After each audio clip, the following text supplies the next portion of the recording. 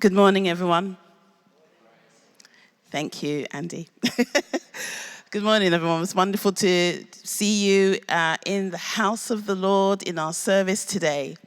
And as you know or may not know, we are continuing in our theme, Open Hands, Open Hearts. And my talk today, based on that, is called Radical Hospitality. Now, as today's talk is based on a great banquet, I'm going to call it a dinner party. And so I did a little research on the internet, just curious to see who are the kind of people that we try to avoid inviting to our parties. So just bear with me.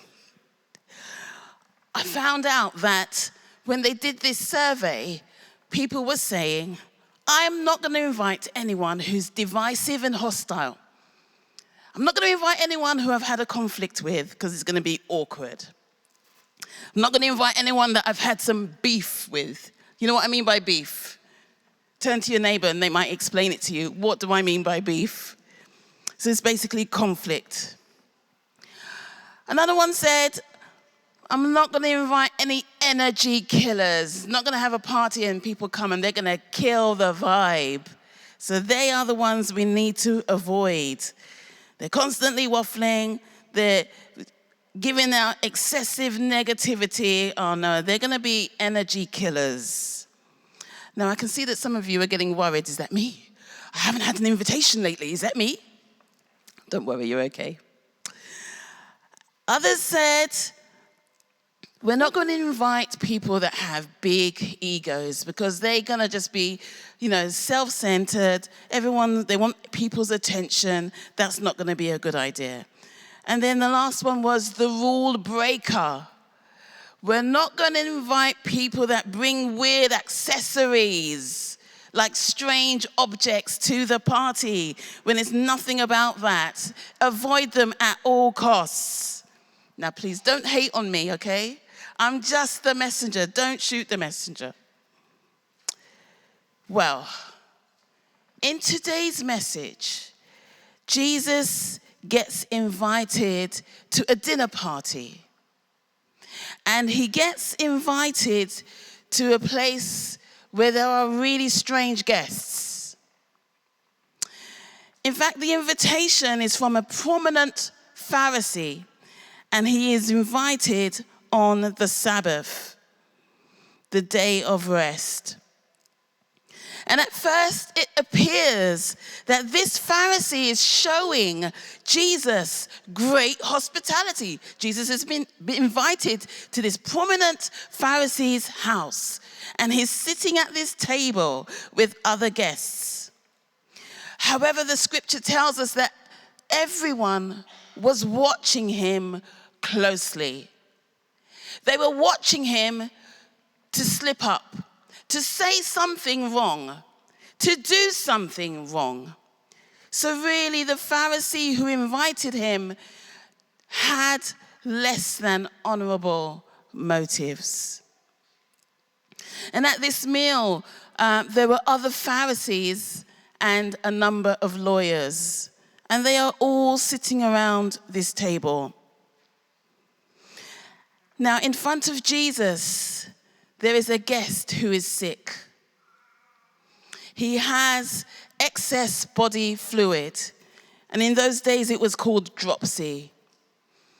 And Jesus heals him, that the sickness is gone.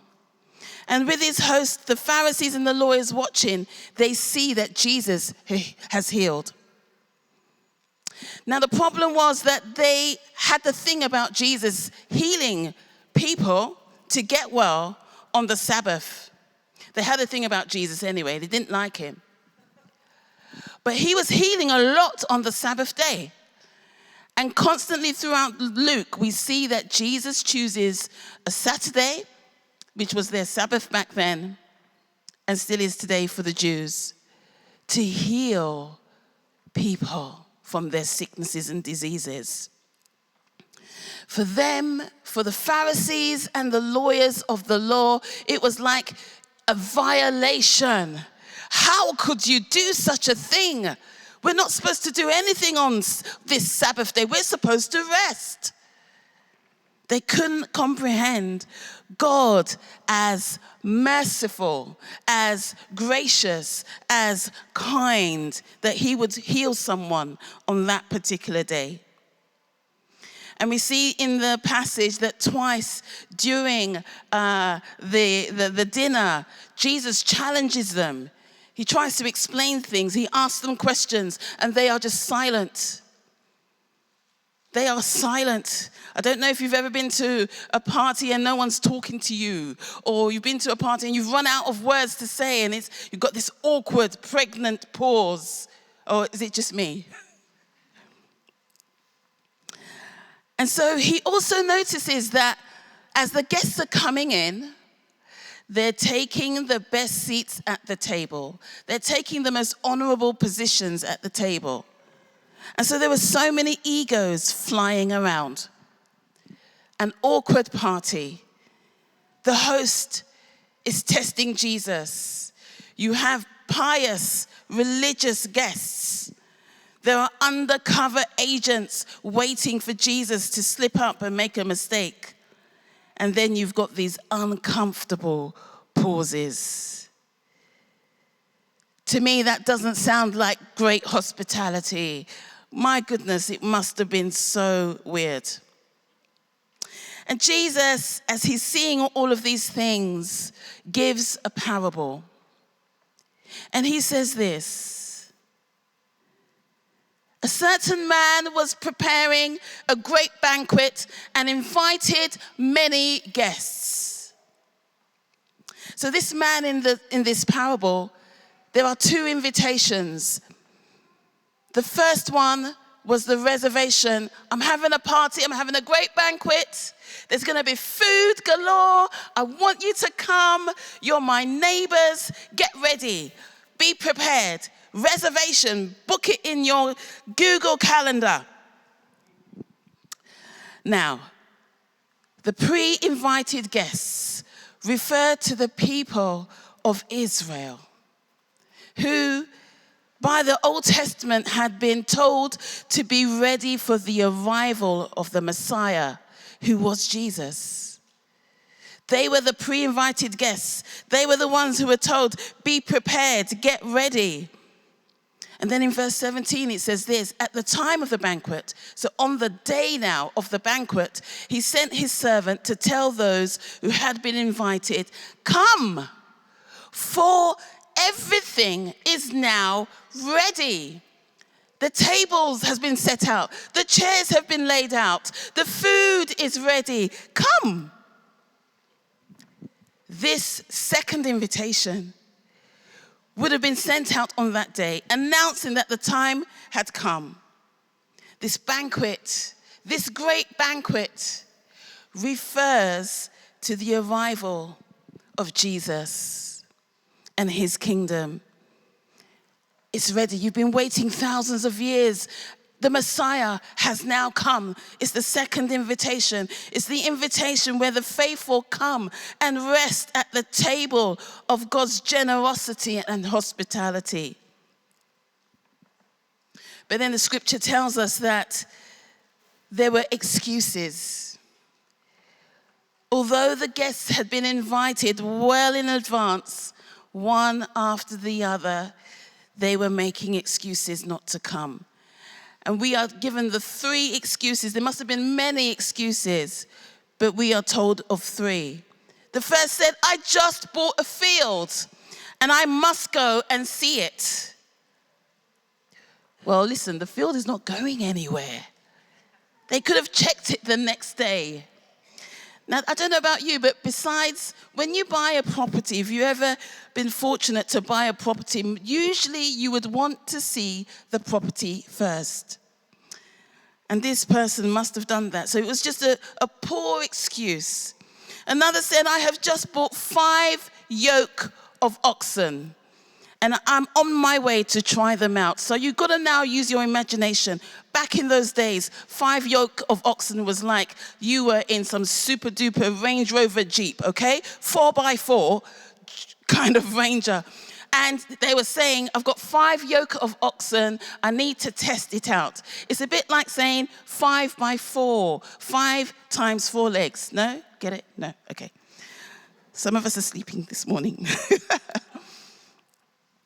So again, there was no sense of real urgency because that owner could have tested out the oxen on a later day, or even when he had purchased them, to make sure that they were strong and sturdy to till the grounds. And another excuse was, I just got married, so I can't come. I'm just married.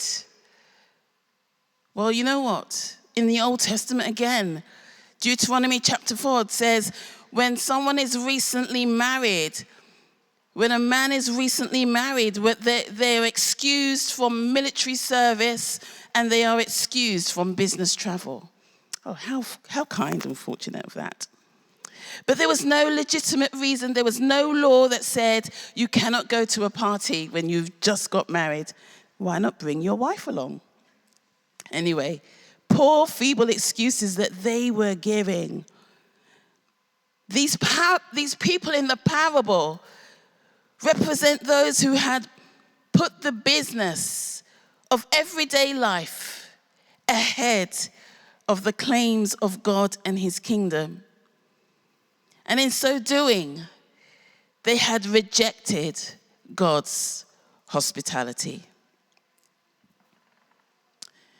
In reality, Jesus had come to his people to share the good news of freedom from sin, to reunite them to God, their Father. Andy was talking about parenthood this morning, that God is our Father.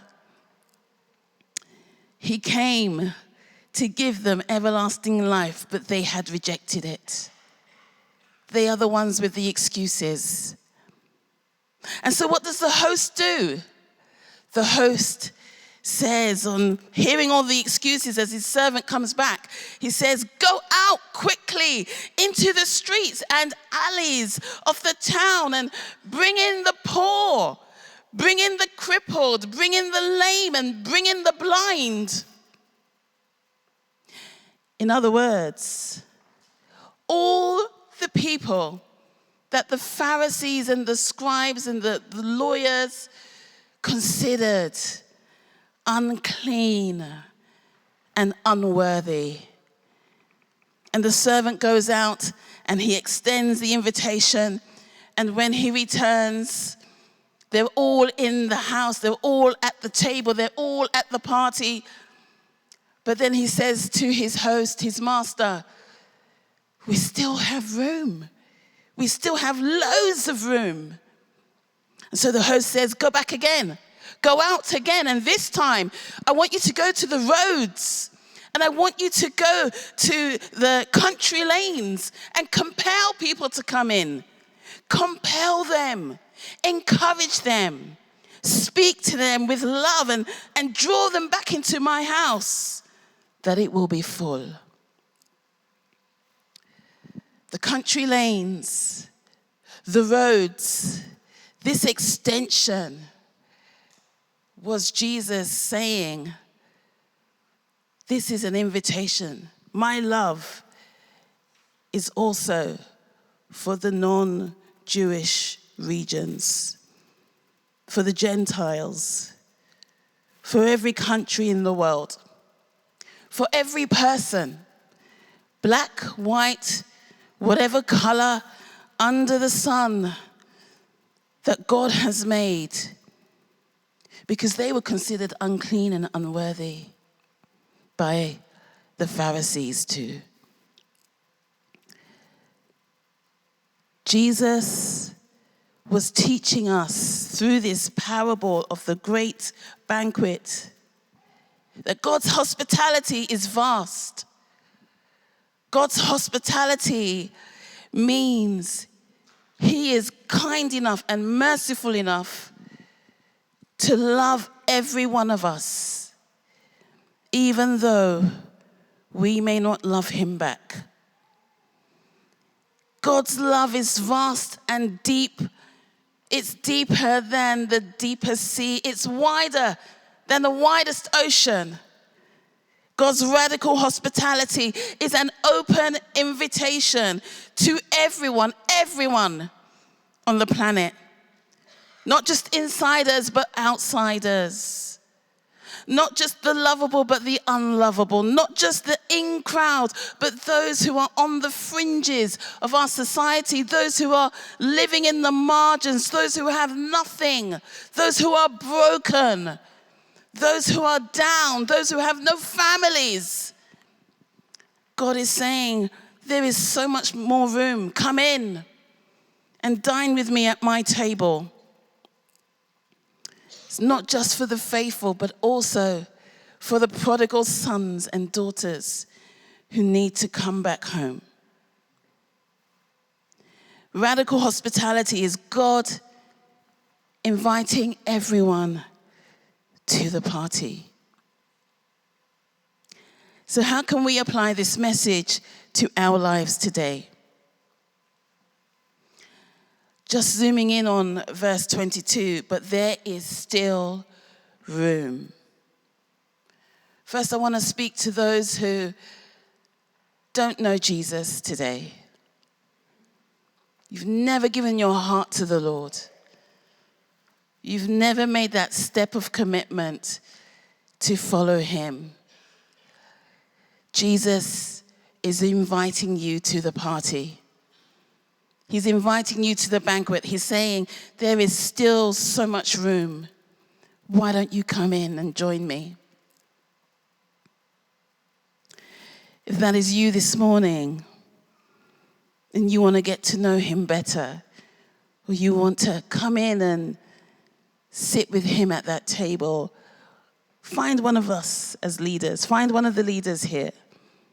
Andy or myself or Amadi, who's at the back, or even the prayer ministry team as they come up later.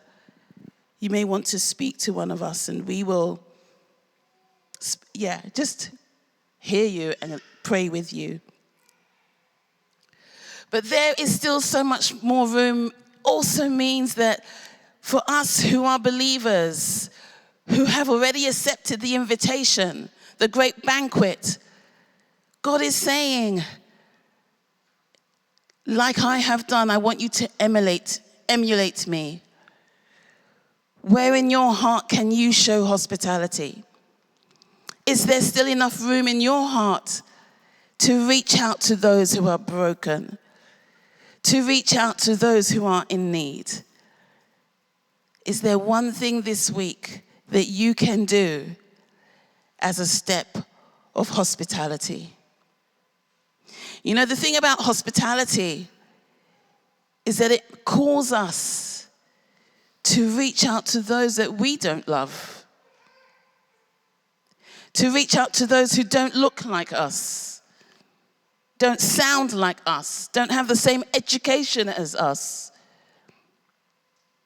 And God made each and every one of us in his image, which means every human being, no matter how good or bad or cruel they may be, no matter if they are a party pooper, no matter if they are energy killers, they are still made in God's image. They deserve dignity. And that's what hospitality does. It gives to those who have never had dignity shown to them a love that they just cannot imagine or fathom.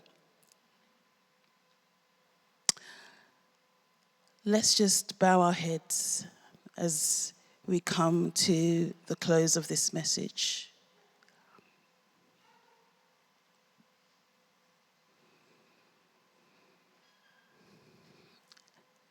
Like the three scenarios in the parable, do we make excuses why we can't get involved in God's work? Not today, Lord. I have no time. Not today, Lord. I'm not ready to give you my all. my intellect, my love life, my relationships, my job, my children, my family. I'm going to reserve some of that for me. I can work that out for myself. Lord, thank you very much. Not today, Lord. I don't have the right skill set or the right gifts. I can't see myself in your kingdom. I can't see myself working in this church. I can't see myself serving in this church. Not today, Lord.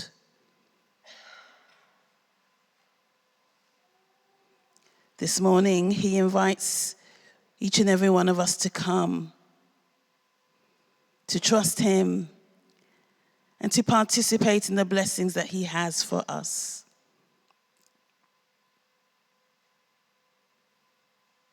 I'm just going to call Andy to come and lead us